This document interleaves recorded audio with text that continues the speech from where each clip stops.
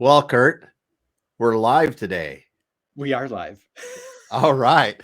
Well, welcome everyone once again to the Manufacturing Ecommerce Success Series. I'm one of your co-hosts, Damon Postolka, and with me today, I've got the other way. I've got this person right here beside me, Kurt Anderson, and we've got a special guest, and we're so excited. We're gonna get going now. We're a couple minutes late. I know Dan Bigger, if he's out there, he's probably going, "What the heck are these guys doing?" But it's well worth the wait. So let's take it from here, Kurt. Absolutely, man. Damon, I even did my hair today. This is such a huge event. I can tell. This is a big one. So, guys, happy Friday. If you're coming to us live on LinkedIn, please drop a note. Let us know you're here. Let us know where you're coming from. We want to connect with all of you here. And boy, we have an extremely special guest who's dear, close to my heart. Elaine, happy Friday. How are you? Oh, thank you so much. It's great to be here, Kurt and Damon. Thank you so much for inviting me. Absolutely. So this is long in the waiting. So Elaine Pofeldt, guys, please connect with Elaine on LinkedIn here. And so Damon, I'm going to share a little bit about my dear friend Elaine. So we're like pre-COVID, which is like pre-COVID. That's a long time ago. Like 100 years ago. Elaine, as a matter of fact, I remember our first phone call. I was like on my back patio. It was like a gorgeous summer day, and I was on the phone, and I'm like, man, that was like an eternity ago. That was so pre-COVID, you know? So guys, Elaine is a journalist, author. She's just a high level, just a total rock star, every sense of the word. So Damon, I know, like, when we went to college, did you apply to Yale by any chance? Did you? No, I didn't either. But Elaine, I went to the other school. Yeah, that's right. So we had to go stateside. So we went to state schools while Elaine was at Yale University. So we have an Ivy League gal. She has a lifetime career as a journalist. Yeah. And how we connected is she wrote a book called $1 Million One-Person Business. $1 Million One-Person Business. And I caught Elaine on a podcast, and we connected and became fast friends. So Elaine, just give everybody a little background. I know 4 wonderful daughters, I believe. Is that correct? I have 4 kids. One of them is a little boy. But... He's a little boy. Okay, three and 1. Well, but he might come in here any minute, but we'll see. So give everybody a little background on yourself. I know a career journalist. Just share a little bit on your background. We're going to dig in a couple of your books here. Oh, sure. Well, I have been writing about entrepreneurship for a long time. I was a senior editor at Fortune Small Business magazine, where I was on the website and then at the magazine for 8 years. And then I went freelance about 15 years ago now. At the time I had 3 kids, ages 4 and under. It was a little chaotic. Wow. So yeah. I liked having control of my time. And I found that in my writing, I was getting very interested in businesses that were on the smaller side, that offered a better lifestyle, and the whole go big or go home mindset didn't really work for me as a mother with 4 kids. And yet I was really interested in business. I loved the entrepreneurial lifestyle, and I found my coverage starting to gravitate in that direction. And the book, The $1 Million One-Person Business, happened by accident. I write 5 blogs a month for Forbes, and I was getting to the end of the month. I think it was Memorial Day weekend, and I ran out of ideas. And usually I would do interviews, but somehow I hadn't done one. And so I was Googling, and I came across census statistics about non-employer businesses. And that's government jargon for businesses that have no payroll. They might have people that work there, but they're usually contractors, or it's the owners. And I was poking around the charts, and I noticed that there were some that were getting to 1 million. And here I am, a freelance writer, and I know a lot of freelance writers and artists, and none of them are making $1 million in revenue. So I started poking around to see, okay, what are they doing? And what was so interesting was they were in almost every possible industry you can imagine, industries that you wouldn't even think of, including manufacturing.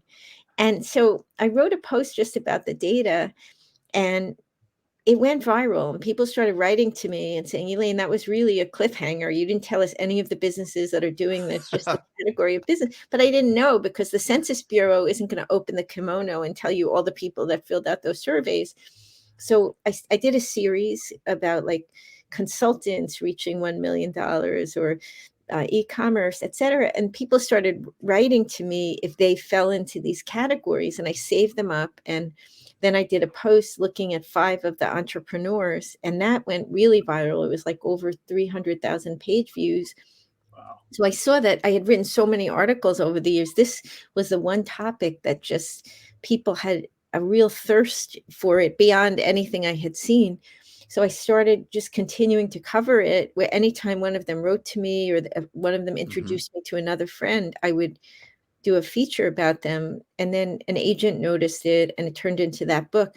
But the new book, Tiny Business, Big Money, came out of something else they were experiencing, which was when I updated the first book, some of them were saying, Elaine, I'm really sorry, I'm not a one-person business anymore. And I said, I'm happy for you. What are you doing to scale? And a lot of them were struggling with this whole idea of starting to build a team. They want their freedom and independence, but then you can become a bottleneck if you're not communicating with your team and they don't know how you want the work done or they can't reach you.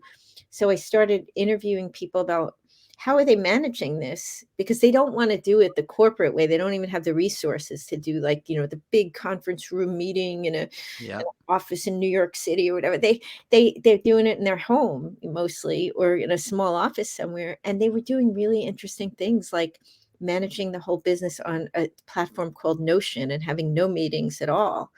And so that's what this book gets into. This is so good. So talk about your, we're going to take a step back in time and then we're going to lead back up to your books again. So a lifetime career in journalism. And as you said, just business and entrepreneurship just really kind of tugged your attention, your passion, your heart. You went that direction, but you've written for Forbes. You just mentioned Fortune, The Economist, all sorts of really like the who's who. It is the who's who. Yeah. The top magazines. What led you was back in Yale days? Was that a career aspiration? Did you want to be a journalist, or how did you kind of go in this direction? Well, I did want to be a journalist, but I had no interest in business. In fact, I remember when I was very young going on an interview at the New York Daily News, and the guy said, "What do you want to cover?" And I said, "Anything other than business." I thought it was really boring. But I, at one point, I was an editor at Women's Wear Daily, and it was like covering runway shows and things like that a little bit, but I didn't really enjoy that part of it. And I found I enjoyed learning about the businesses of the fashion designers and their business plan and all that. And I never knew I was interested in it. So then I went to Success Magazine for a while as an editor, and I really found I just fell in love with covering entrepreneurship. I felt like the entrepreneurs were so much fun. They were not like the button down, keep your lips sealed kind of interview that I was used to if I did corporate stories. They were really open and they were the business. And I got hooked on it. And then I had an opportunity to come on board in the Fortune Group. And I stayed there and loved it. I really, I've never gotten tired of it. That man, what an inspiration. So, followed your passion of journalism and had no intention of going into business. And then you just kept finding it. It's like the what was it, The Godfather? They keep drawing me back, right? So keep pulling you back over. Yep. Keep pulling me back over and over and over. Now you've been, I think you have a couple of TV stints. Have you been on CNN and MSNBC? Have you? I've been on those shows, but I was never like an announcer or anything like that. I just have been a guest. You've been guests on those. So again, Inc. magazine. So like you really all over the place on business. And what I absolutely love what you've done, so many times as entrepreneurs, Damon, we call it that entrepreneurial curse. We try to be everything to everyone. And, you could have covered a wide, broad range of topics. And what I absolutely love, like you practice what you preach, and what you discovered with your own entrepreneurs is like how to really niche yourself down, where you've branded yourself in this undercurrent of like these thriving entrepreneurs and brought a nice light to these folks that are doing them 7 figures as single entrepreneurs. So let's dig in. I love your first book, love the second book. We're going to take a deep dive into the second book. But guys, if you're new to Elaine, please connect with her on LinkedIn. Of course, she's probably over the limit, so follow her. Check out her first book, $1 Million One Person Business. And in that book, talking about niching, you talk about how, I think there was a title of one of your chapters, How Far Can You Niche? Do you remember? Do I have that right? How far? I don't remember anymore. But yeah, it was funny because I was just doing an excerpt of the book, the new book, and a couple of the people said there are riches in niches. And I thought that's such a great expression, because really these people are just masters of these niches that other people haven't noticed, that are sitting right in front of them. And I think you may have introduced me to one of them, Jeffrey Stern. Yep. Yeah. So that's what a beautiful business. I mean, he makes the little voice boxes in the bears and Build-A-Bear workshop. It doesn't even have any employees now. He's gone back and forth between employees and contractors. It's about a $4 million business. He's in his 60s. And I think that's significant because there's an entrepreneurship boom for people over 50. And people always think it's always like 24-year-olds in Silicon Valley. Yeah. And this is a career where there is not age discrimination. Nobody can be like, oh, you're a 50-year-old in technology. You can do this as long as you have the mojo to keep doing it and the wish to keep doing it. So I love his story. And he also does the voices in those singing greeting cards that, that fold out. Very interesting guy, but it's an example of how you can be a manufacturer from your living room. Absolutely. Yes. Absolutely. So, guys, here, hey, look at this, Damon. I have a copy of there you go, here, guys. So, guys, again, check out her first book. Strongly encourage that, and then run right into the second book. It just came out on Tuesday. Tiny Business, Big Money. And I love this tagline: strategies for creating a high revenue micro business. High revenue micro business.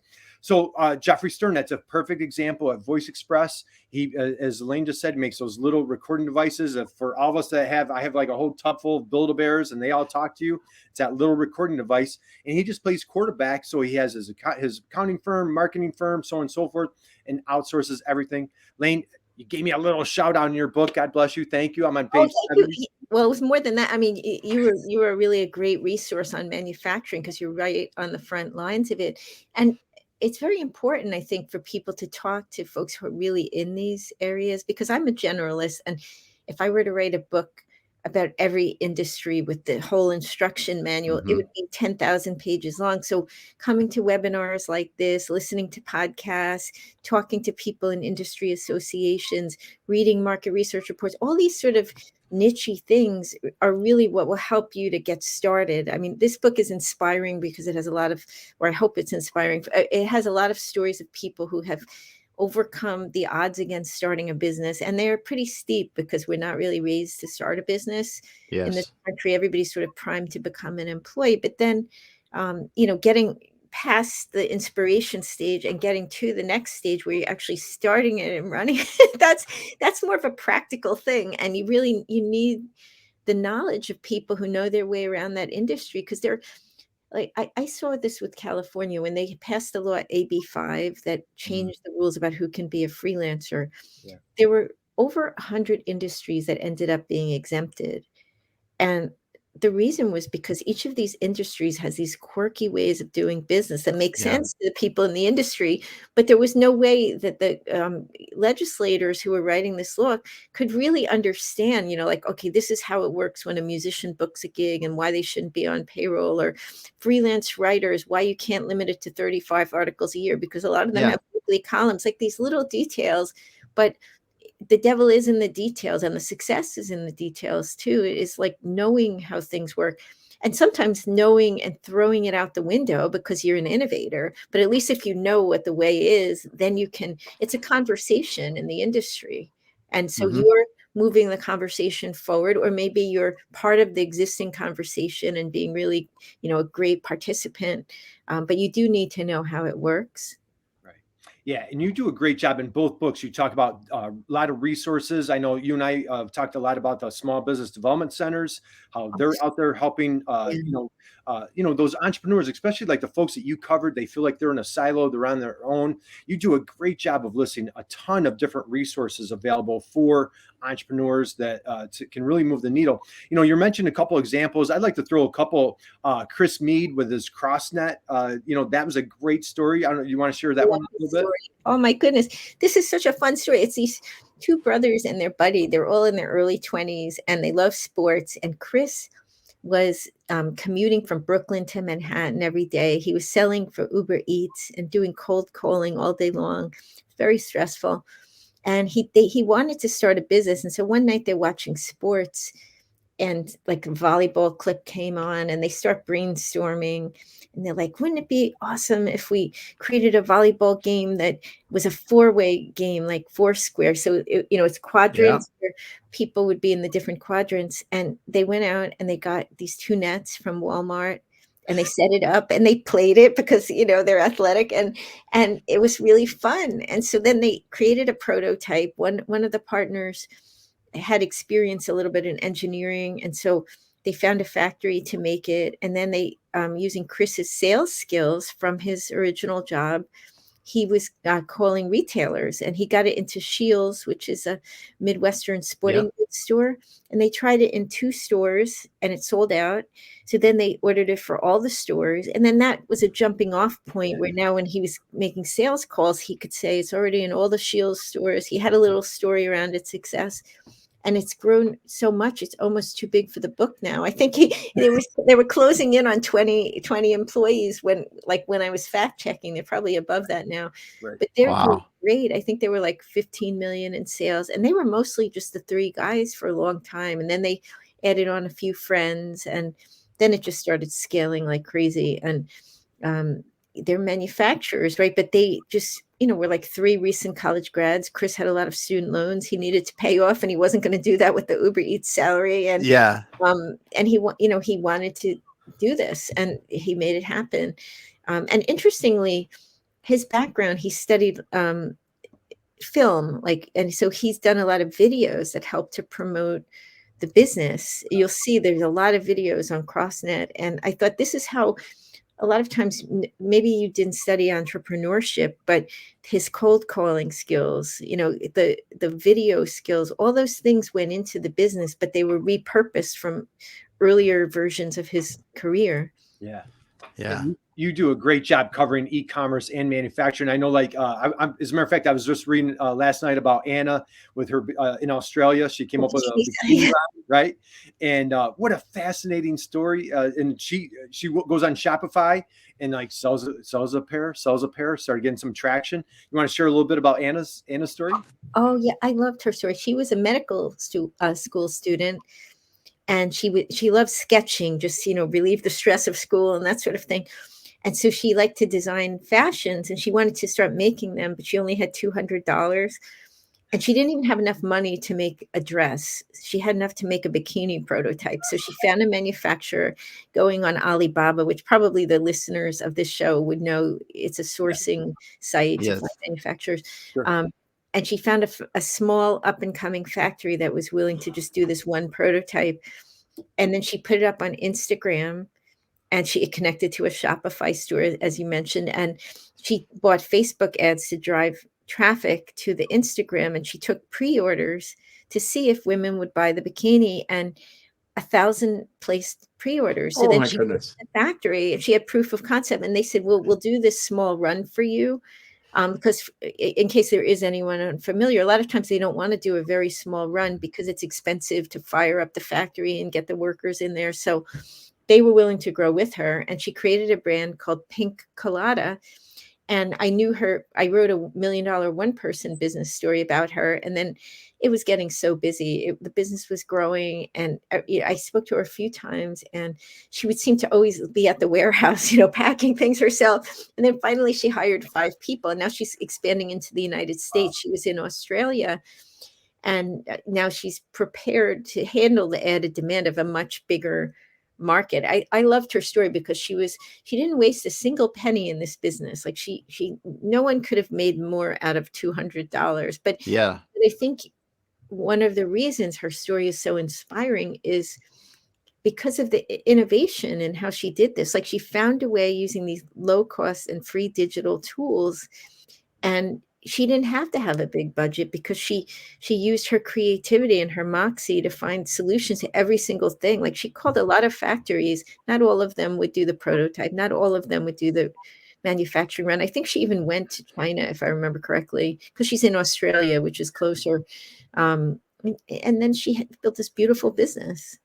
Mm-hmm. Yeah, that's fantastic. So again, as we're coming to the top of the hour, guys, thank you for joining us today. We're with Elaine Pofeldt. We are promoting her wonderful book, Tiny Business, Big Money.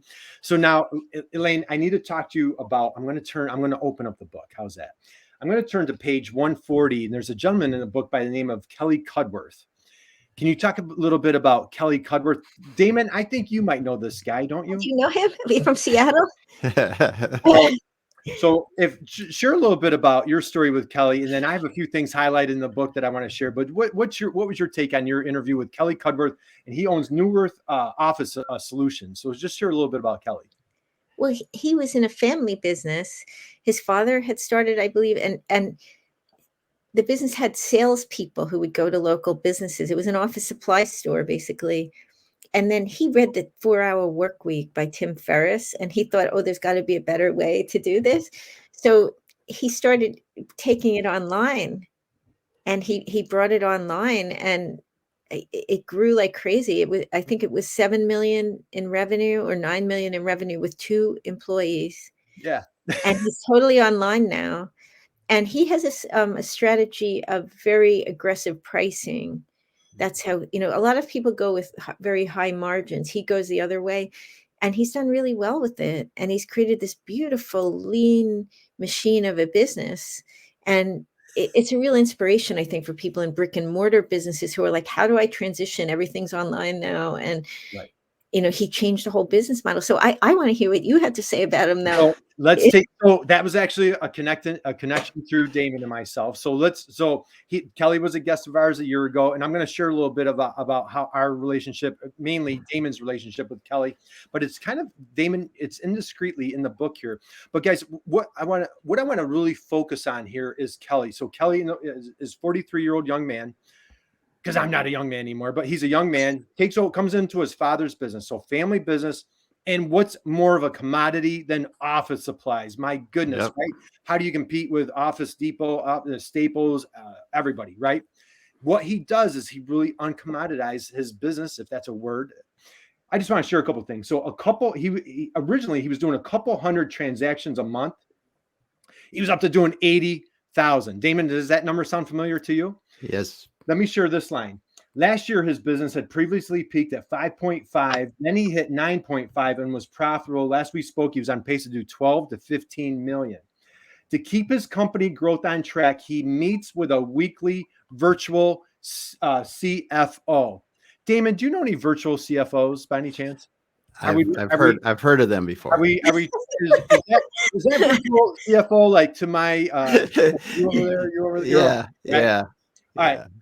To keep his company growth, he meets weekly with a virtual CFO, a freelance business consultant, and coach rolled into one. And Damon, I know like when you and I talk all the time, but you're always like, hey, I have the standing meeting on Wednesdays. And then I read this book. You know what the book says? They talk on the phone daily and meet every Wednesday. Do you know who this virtual CFO is by any chance? Yeah, I've seen him in the mirror once or twice. So guys, it is a great story though, Yeah. Elaine. I mean, you want to talk about salt of the earth, good people, his father, him, his family,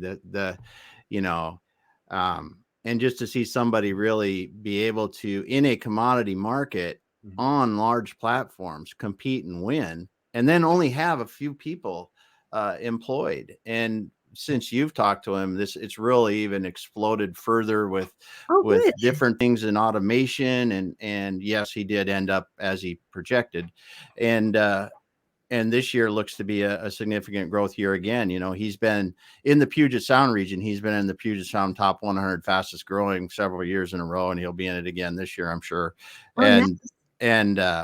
But the story of taking that first generation business into a second generation now and into online like this in a commodity product is really, it's really fun to be a part of. But these businesses, like you're talking about, all of them, I mean, just the innovation that you see when you talk about Jeffrey Stern or the bathing suit person, and they just have to, this bootstrap, scrappy mentality to figure out, yes, a big company would spend $100,000 doing this, but I've got $1,000 and I need to do the same thing, and figuring it out. It's so great to see that kind of innovation coming. Yeah, I love it. It was funny because I went into New York City a couple of days ago, and I met Elise Soshiro, who's the event planner in the book.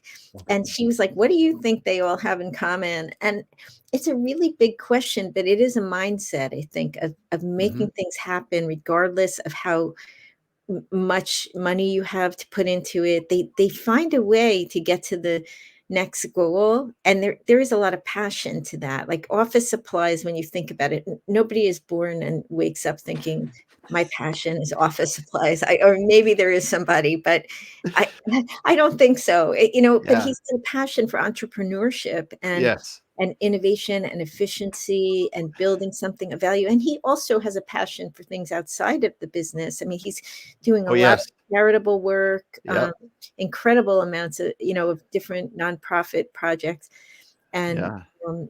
And that's also a driver, I think. And I think it's important because when you think about it in manufacturing, maybe somebody's making a certain part of a car or something like that. And maybe you're passionate about cars, but not really that little part. And yet there can be a lot of joy in these businesses.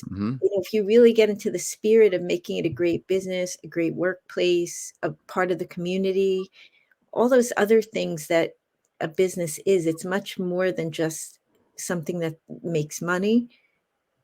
And definitely.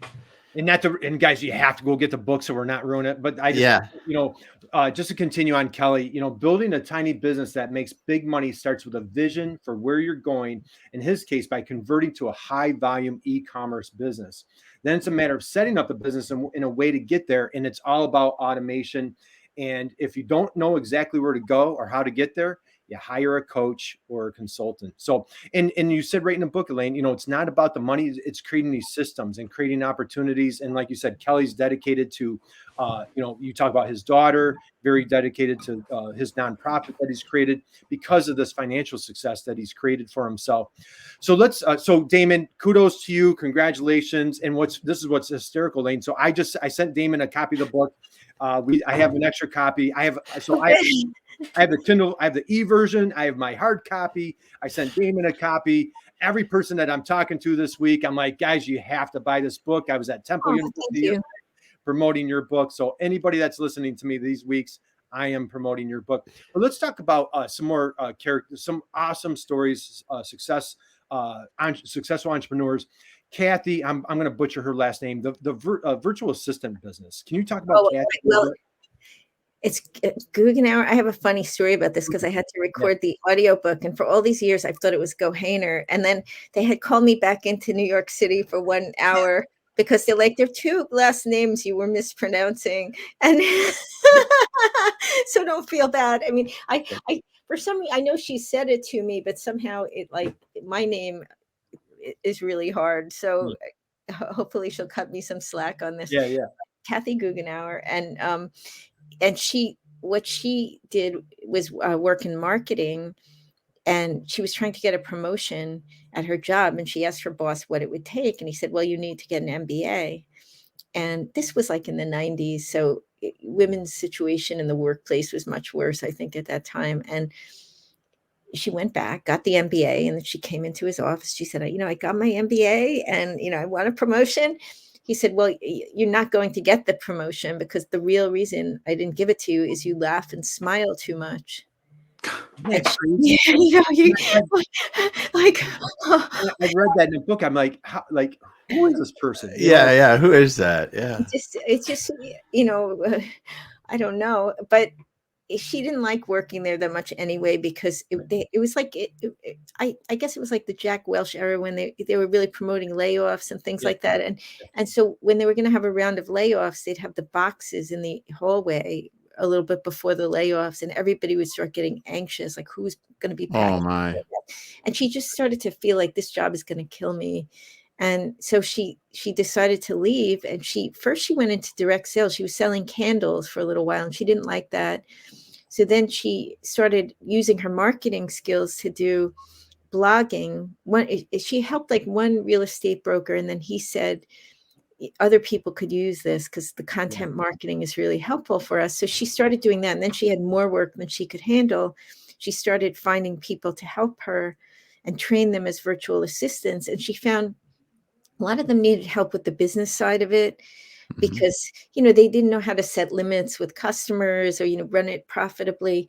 So she started developing courses, and she's in her 60s now, and she's running it. She's got a huge following, and she keeps on adding these premium price courses, but she's really good. And I guess it pays for itself because the same people that bought the entry level courses are going through the other ones.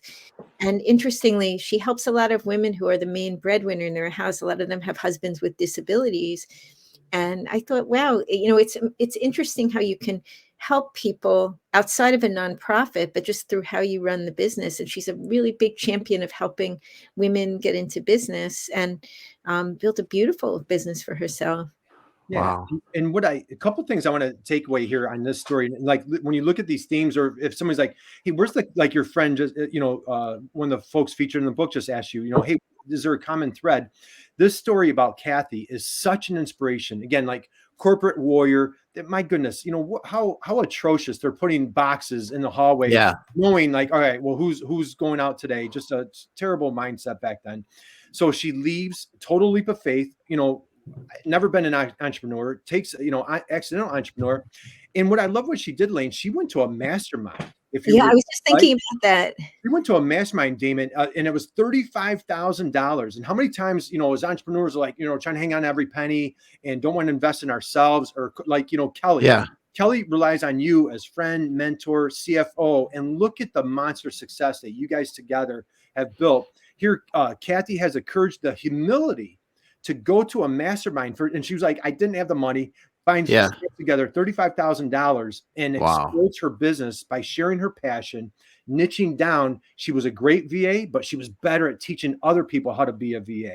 Yeah. And I love that story. There's actually some research. I did a survey of the entrepreneurs in the book, and 37% of them have a business coach, 45% belong to an entrepreneurship group. And I thought that was significant. Not some people are going to have a peer group or other people that help them, but a very substantial portion are turning to experts to guide them and, understanding they don't know what they don't know. Right. And that's, I think, one reason they get to the 7 figures is they do have that humility to admit they don't have all the answers. Interestingly, they got to 1 million in an average of 4 years. And they got to hiring their first employee in 4 years. And you might have some insight to that, Damon. I don't know what happens. What's the magic at 4 years? But that seems to be a critical year. And I would actually like to do some more more formalized research, because this isn't. I was thinking about doing a more formal survey, and I spoke to a survey firm, and they said you really need 200, and there are about 60 in the book. So they said the way they would do that is more doing interviews, which is basically the method that I use for the book. But I'd like to do a larger study of this to see what is happening at that inflection point for these businesses. I honestly think that's the point. For the first couple of years, people will even the first few years, you can, hey, I'm going to work more. I'm going to get more efficient with my processes. I might have, part-time help. I might have family help. Something like that can get you. But there's that point that you run into where it's like, hey, I need a full-time this. I need a full-time that. I've got to have that kind of help. And it's really, how efficient can you scale with one person yourself? And then how efficient can you with maybe some 1099 part-time help kind of thing? But eventually, if you keep growing, you just have to do that. And that 4 year might be kind of like you said, the magic number for this is a time when that happens. Yeah. I don't know if that number would hold if I did a larger sample. But I think these are folks that are united by really having a lot of best practices. So these are successful, profitable, $1 million businesses with tiny teams. And it's interesting, I think, to just see the numbers. Sometimes, interestingly, 88% exercise. And I thought that was really interesting. And the number one exercise was yoga. And maybe it's like a food truck, right? If you're a very small business, you really are the business. So if you get sick or you're just feeling crappy, you can't bring your all to the business. So I thought they do take time out to take care of themselves in some way. I think strength training was number 2. Interesting, just to know how they're living their life. They're a good portion of meditators, something I've never really been able to do, even though I do yoga. It's hard, but it is. Yeah. And I thought, don't you do some type of martial art too? Didn't you? I do. Yeah, I do taekwondo. I've been, it went to Zoom during the pandemic, and so I actually enjoy the fighting part of it. So I've been going to CKO kickboxing, but I actually was going to reconnect with my teacher Nice. because I'm hoping they go back to in-person classes soon. He's a great teacher and it's a great class. That's I Nice. know a couple of times we're like, hey, I need to get going. I'm going to karate class or taekwondo. I remember over the years that you've been, but back in the book, again, awesome themes here as you guys are hearing, coaching, coachable. And I think that's a big, I think you hit it on the head, Elaine, the humility to be coachable and say, hey, you know what? I have a goal. I have an aspiration. I'm going to get there. I'm not going to do it alone. And you have like sub chapters, tap the wisdom of the entrepreneurial community. Damon, you do a great job with your Faces of Business. We try to do our show here, our show on Monday. Elaine, you're putting out amazing pieces. Guys, please connect with Elaine on LinkedIn. How often are you posting on LinkedIn? I pretty much every day. I mean, I have times when I don't, but I do write back. I love hearing from people because this is how, as a journalist, I get better is knowing like, okay, I wish you had covered that, like that first article, like, why didn't you tell us the names of the entrepreneurs? And, that set me on this path. So the best ideas really come from crowdsourcing. And I do feel like this is a very generous community. Like what you're doing, you're taking your time to share your knowledge and information, and somebody's going to be listening. And then a year later, they're going to come to you and say, I listened to that show you did on LinkedIn. I don't know if you even remember it. And, I started a business. That happens a lot with books where people write to you and they tell you, I've had a couple of people get to 1 million in 1 year. Yeah. And they're getting information from various influences. And in the book, I actually asked a lot of them, like, what podcasts are you listening to or what tools do you use? But it all kind of, you're the one who synthesizes it. And then maybe an opportunity presents itself, or you have a life change where now you can finally really work on this, like the pandemic for a lot of people. And then you start doing it and you're like, wow, this is pretty cool. And you keep showing up, which is a running theme, I think, with all of these people. You keep working on it. That's when you get the results, similar to martial arts and similar to yoga. Like I remember this posture called the crow, like you're on your, you kind of put your knees on your elbows and you like perch like a crow, right? And I used to try to do it. I would literally fall on my face for like 2 years. I couldn't do it. I didn't know how people did it. And then one day I just went and I could do it. And I don't know why on that day it happened. Now I can do it every single time. And I think that's how business is. Like you're working on something and like going at it from every angle. And studying it. I remember looking in books. I'm like, what is it? Something with the mechanics of this. And then like I absorbed it and now I can do it. Yeah. It is. It is like that in business. It's like that in business. You will sit and you will think about a problem. You will try something. It won't work. It won't work. This won't work. That won't work. And then all of a sudden it's like the clouds open up, the sun shines, and you figured out what to do and it just happens. And you go, it just happens. It just happens. And it's because of all those iterations and all the effort that you put in it and the thought you put in it that I think our brains as entrepreneurs synthesize this without even us knowing it. And it's just like the skies open up and it comes to you. And I know this sounds weird, but I've seen it happen so many times in so many different situations that I don't know how else to explain it. Just like you're saying, you didn't know any different, right? Yeah. It's weird.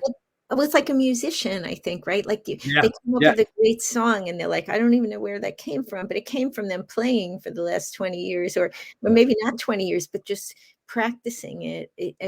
I think Seth Godin has a book called The Practice, right? And it's really, but you have to find something that you like thinking about. That's the other part of it, because he won't show up if you're like, oh gosh, I hate manufacturing tire rims. I can't stand thinking about them anymore. Like if you feel that way, other people might be like, I'm such a geek about tire rims. I don't know why I love them so much. And you've got to find the thing that you're like a little geeky about. And that it doesn't matter if other people think it's interesting, as long as you don't talk about it at parties too much, right? Yeah. But if you like it and you can get into the details of it. Yeah. I mean, we all know it when we see it. Like you talk to somebody who's so passionate about what they do. And it's like, you could never imagine yourself being that passionate about it. It's so niche, but they are. And that's what counts, because they've connected to that life force that makes you work at it and makes you excel at it. And it can be in any industry. And once you start doing that, I think it opens the door to a lot of other opportunities, and a lot of other good connections with people that you really like. It's just, you're like in the flow of this thing. Yeah. I know, Damon, I could tell you know exactly what I'm talking about with this, right? Yeah. You hit that flow, like you said, you hit it. There is a flow, and it is. You have to be passionate enough to obsess over it to the point that you've tried a million different things, a million different ways, and then all of a sudden that congeals into the right way. It just does. Absolutely, man. This is Elaine. Yeah. This is such an amazing guys. Every honest guy, like every person. I was at Purdue University this week promoting your book, Temple University. Everybody I've talked to, Dory Clark. You know Dory Clark. Elaine? Yeah, I know Dory. Yeah. Like I connect with. I'm part of a community with Dory Clark, and like they are raving fans for your book. So I've been talking to in the Dory Clark community, pushing your book, and they're like, man, because you're singing their song. Know your persona. And what's amazing, what's so admirable about the career that you've chosen, what you're doing is you're shining a bright light on a Kelly Cudworth, on a Jeffrey Stern, on Chris Mead, Anna, the bikini, entrepreneur, all these amazing entrepreneurs that are just nose to the grindstone on a daily basis. Yeah. And you're coming along and just doing such Damon, how did, so what's hysterical, Elaine, you didn't know that this was Damon's client. No, Damon, I didn't know that. He didn't know that the book was coming out this week. And so I did this intentionally. So like both you guys are surprised, but like Damon, how did Kelly feel when the book came out this week?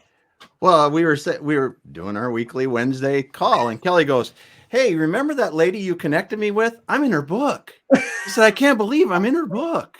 And I'm like, "What?" Because me, I had forgot about it, the introduction and stuff, and that made me so excited to be able to talk with you this week, because it's cool that he is. You see people that work really, really hard, and they create really nice businesses, and when you see that they've been able to share their story with somebody, it's so cool. And the way that you're doing it, Elaine, and consistently in your books, plural, it's wonderful. Oh, thank you. Well, there's a lot of generosity in giving the time. I mean, that's what I so appreciate with these entrepreneurs, is really telling me what they're doing. And I think once people understand what someone else is doing, then they can build on it, or they can do something opposite that because they have an even better idea, or and so I think that's where there's a lot of cross-pollination, and it's those introductions like you made.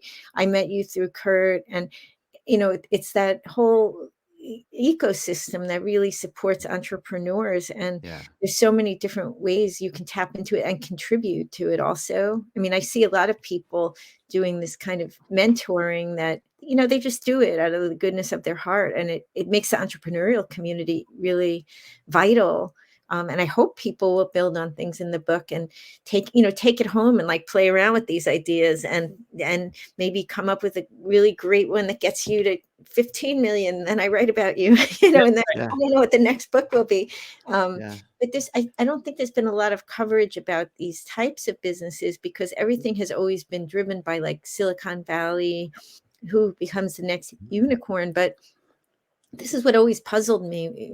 When I would write stories, people always ask me about the smallest businesses, because people really want that. I think, a small percentage of people would like to be those unicorn CEOs. And they're very inspiring, right? Like we all get inspired by those stories, but a lot of people want control of their lifestyle for different reasons. And there's been some information about it, but like the practical day-to-day, like what are they actually doing? The successful ones, not the ones that are sinking because they need the help of the successful ones to turn it around. But I really am interested in their best practices. And, I think we'll keep on, I invite other people to tell me what you think they have in common, because it's a question I ask myself every day. I know it when I see it, and I've pinpointed some things, but there's some glue that holds them all together. And it's very, like you would see it in your coaching practice, Damon, I think, and Kurt, with all the people that you work with, you know it, like when it's in the room with you. But what is it exactly? It's like an intangible in a way. Yeah. Yeah. Just, It's so great. So great. and the thing is, like, as an interviewer, like, you're, it's challenging for, on our side, where, like, I always need to have the next question prepared. And like through this entire conversation, Elaine, I'm like so captivated with what you're saying. I'm like, oh, no, nuts. I need to ask a question real quick. I'm like, you are just such a captivating speaker. You're such an amazing journalist. And I know we're coming into time, but I'm gonna, if I can hang on to you for another minute or two here. I know we're doing okay. Again, guys, you have to buy the book. Did I tell you guys to buy the book? You have to buy the book. So, coachable, finding consultants, niching down. When you go through all these examples, I mean, like, these people like really niche down hard. I have another entrepreneur that I want to talk to about real quick. You talk about the all freelance team, building up that all freelance team again, like, being able to throw that ball around. The one entrepreneur that I wanted to talk about, Janine. She's the broker for the private jets. Oh yeah. What David, what an amazing story. Can you share that one with us? Oh, sure. Janine Iannarelli Yeah. She worked in the aviation industry for a really long time, and she wound up building her own business selling used private jets, and it's a commission-driven business. And she does some collaboration where there are similar brokers in Europe and other places where they work together, but it's obviously a big ticket item. So even if the commission was like 2%, it would still be pretty big. But she's a daredevil. I mean, she's like, there have been all kinds of different world situations where she's had to move these planes across the world. And I remember during the pandemic, she was moving them closer to where she is in Texas because she wanted to be ready to show them out of the starting gate. And that proactivity, I think, that's one of the things where, like, they're always thinking a little bit ahead, not letting things happen to them, but thinking, okay, this is going to be bad, and what do I do to position this business for success? And it's not to say they don't have ups and downs, they do, but she outfitted her garage, and as she was building a tiny team, she's got, in part, it was during COVID, and this way she can work in the house and the team can, as she was rotating in her team so that only one person was in the garage, which was fully finished and nice at one time. So there was not a health risk. And they're very thoughtful about these types of things. Like, if A happens, I'll do this. If B happens, I'll do this. And they build flexibility into the business model. And that's also important because everybody had to pivot so much. And the people whose business closed, I think a lot of them were sticking to one business model and they just didn't adapt quickly. Sometimes you get tired. I mean, it's just life. I mean, we've seen a lot of businesses close, and I think some people have been through a few business cycles and they're like, I just don't have it in me anymore to do this. It's too tiring. But if you want to keep it going, you really, like, they have a lot of lessons about that. Another couple, Vanessa Jaswani and Kish Vasnani, they're a married couple. They have a business called Nomad Lane. They make bags. They're travel bags. And it was initially an underseat bag that would be big enough for a laptop. And they manufacture it overseas. But then the pandemic hit. Nobody's traveling. They raised $2.1 million on Indiegogo, by the way, to make the bags. So they created a little it was actually a Zoom group to keep in touch with their most loyal customers and brainstorm with them and just talk about travel and what bags would they like. And so they got the idea, their bag has a lot of pockets to keep everything from falling to the bottom. So they created, at the fans' request, another bag that was like for everyday use. And in 2020, the business had been at $3 million in revenue with really just the two of them and a few contractors. First 3 months of 2020, they brought in $1 million. Then it fell off a cliff. That was like basically all the money they made for the year. But now they're almost back to where they were. And they did another crowdfunding campaign for the other bag. And then meanwhile, the travel bag came back. And I thought, and she had a baby. The baby is like a year old. Yeah. Along the way, they moved from New York to Florida.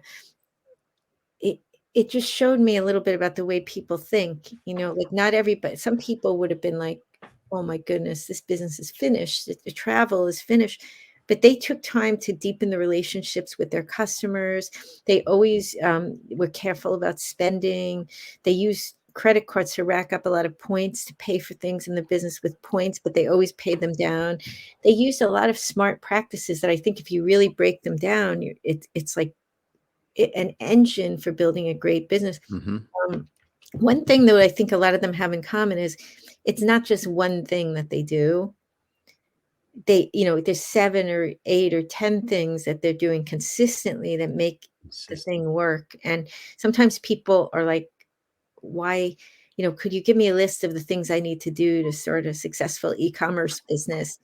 And it just doesn't work that way. First of all, each person is different. Their talents are different. Their network is different. Their resources are different. They might be an introvert or an extrovert, which affects how they would sell, a lot of things. And what I take from these stories is there could be 7 people with different e-commerce businesses. They're all getting to 7 figures, but every single story is very different, how they got there. And it's a matter of figuring out how for you can do it. If you're, for instance, if you're an introvert, maybe you're great at figuring out some sort of online sales funnel. Another person who's an extrovert might do great at trade shows, or in-person sales. There's not a right or wrong. There's right or wrong for you. And that might even change as the business changes or as you personally change. Yeah.